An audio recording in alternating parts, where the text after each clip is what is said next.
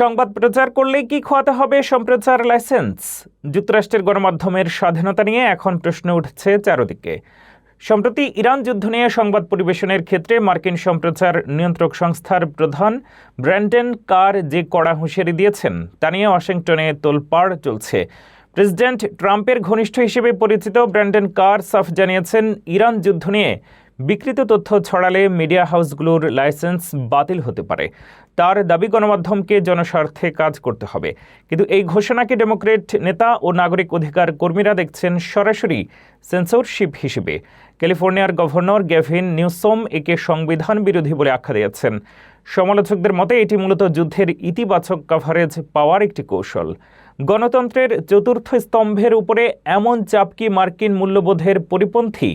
বাক স্বাধীনতার কি তবে আজ হুমকির মুখে?